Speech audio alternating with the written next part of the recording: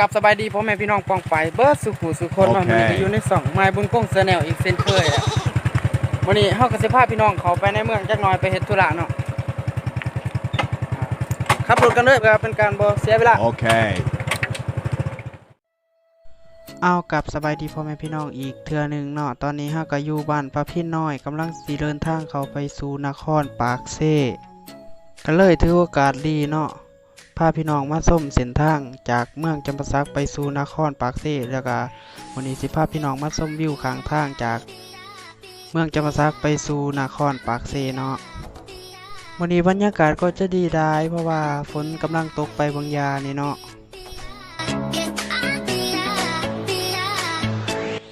เส้นทางเส้นนี้จะเชื่อมต่อกับเมืองโพนทองและนครปากเซ่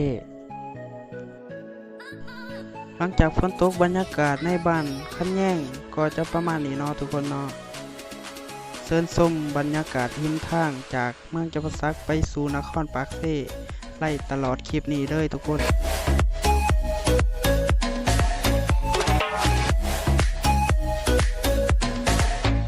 ส่วนด้านขวามือที่เฮาแนมเห็นอยู่นี่ก็จะเป็นโรงแรมหัวปะขอ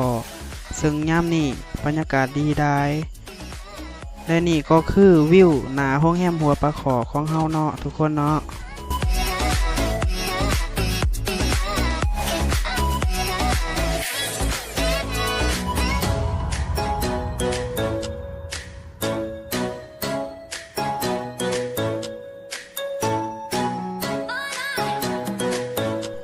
เอาตอนนี้ก็ยินดีต้อนรับทุกท่านเข้าสู่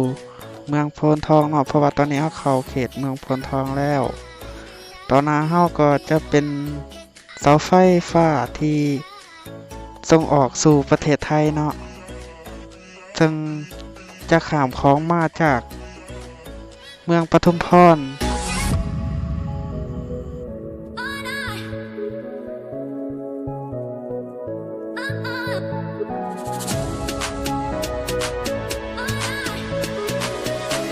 สำหรับไผที่ใส่ทางเส้นนี้ก็ระมัดระวังเลยทุกคนเพราะว่าทางเส้นนี้งัวควายห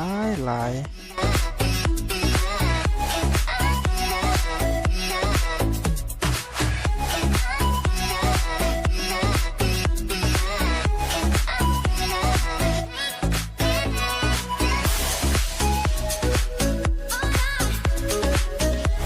ทางเส้นนี้สวยงามหลายเนาะทุกคนเนาะแน่นอนถ้าว่าบ่มีเส้นทางเศรษฐกิจระหว่างบ้านต่อบ้านก็จะบ่ขยายตัว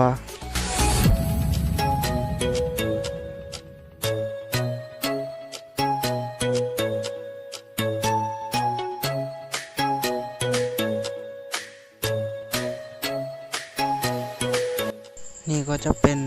ด่านเก็บเงินล้านที่2ของเส้นทางจากจำปาสักสู่นครปากเซ่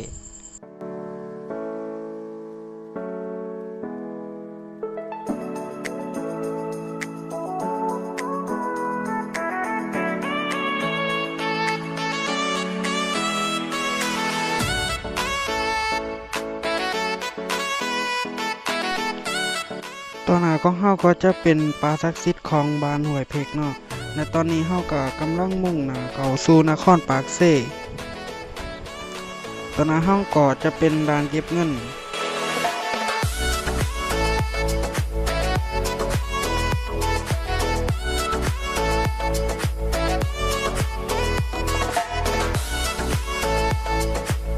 นี่ก็จะเป็นวัดผู้สะเหลาเนาะซึ่งขึ้นไปแล้วสามารถมองลงมาเห็นบรรยากาศของเมืองปากเซ่ตอนนี้เฮาก็กำลังเดินทางเข้าสู่นครปากเซ่เป็นที่เรียบร้อยและแน่นอนเฮาก็ต้องข้ามแม่น้ำคลองมิตรภาพสปป.ลาวญี่ปุ่น